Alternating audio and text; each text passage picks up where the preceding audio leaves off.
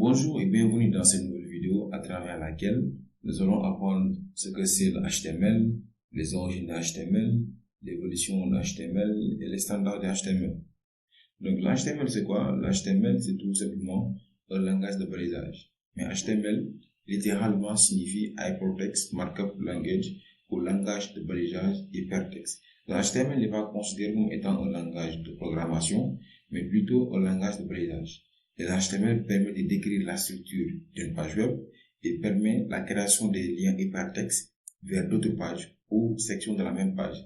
C'est-à-dire, c'est le langage HTML qui nous permet de naviguer entre les pages à travers les liens.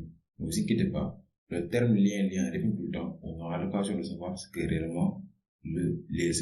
sont réellement les liens. Donc, pour un peu illustrer le HTML, vous voyez que ce qui est là, ce grand texte qui est là, qui est mis en gras, c'est fait avec du HTML. Bien vrai que là, le style n'est pas fait avec du HTML, mais ce que j'aimerais vous expliquer, c'est que le texte que vous voyez ici, les boutons que vous voyez, les images que vous voyez, tout le texte que vous voyez ainsi que les images sont faites avec du HTML. C'est l'HTML qui permet de mettre en place la structure de base de notre document, de notre page web. Ok? Donc, si on prend l'HTML dans la vie réelle, on va dire si on prend une maison, le fait de mettre en place des briques, de construire la maison avec des briques, ok? La finalité, quand on termine de faire la maison avec des briques, la structure qu'on a de la maison va constituer ce qu'on appelle l'HTML, parce que c'est la structure de base qui va nous permettre de dire ici, c'est les chambres, ici c'est le salon, ainsi de suite, ainsi de suite. Donc, si on prend cette référence-là dans le cadre du web, HTML constitue ce qu'on appelle la structure, le squelette. C'est le HTML qui va mettre en place le squelette de notre structure. Donc, j'espère un peu que vous avez un petit aperçu de c'est quoi l'HTML, mais ne vous inquiétez pas, on aura l'opportunité de voir en profondeur la syntaxe et tout ce dont vous aurez besoin pour concevoir vos pages web. Et l'HTML est conçu vers les années 90 par Tim Berners-Lee au Centre européen de recherche nucléaire. Mais l'HTML a connu des évolutions au fil des années. D'abord, HTML a commencé au niveau 0, et le niveau 0 contient les éléments structurels de base. On aura l'opportunité de voir c'est quoi un élément de structure.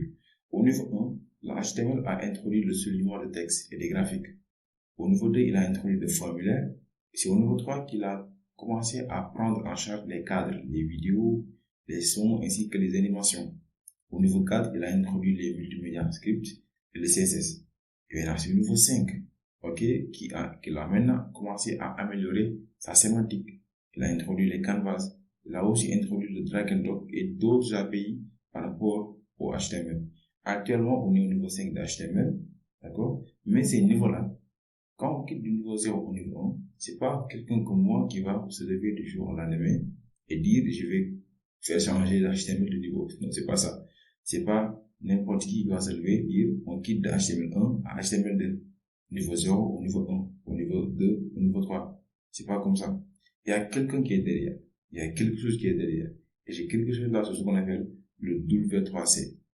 C'est le World Wide Web Consortium.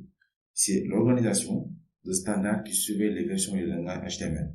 Donc, si on lit un peu la description du World Wide Web Consortium, on se rend compte que le World Wide Web Consortium, abrégé par le sigle W3C, est un organisme de standardisation à but non lucratif, fondé en octobre 1994, chargé de promouvoir la compatibilité des technologies du web, telles que l'HTML5, l'HTML, XHTML, XML, ainsi de suite. Donc, c'est cette organisation-là à but non lucratif qui se charge de mettre en place, qui se charge de faire évoluer le HTML. Il faut même noter que le HTML5, en fait, c'est pas eux qui ont rédigé, qui ont commencé à introduire ça. Il y avait une autre structure qui ont commencé ça vers les années 2005. Et c'est après que le W3C a été d'accord, et vers les années 2007, ils ont commencé à accepter le HTML5. Donc, pour dire que les versions sont bel et bien, les niveaux sont gérés par d'autres organismes, par un organisme qu'on appelle le W3C.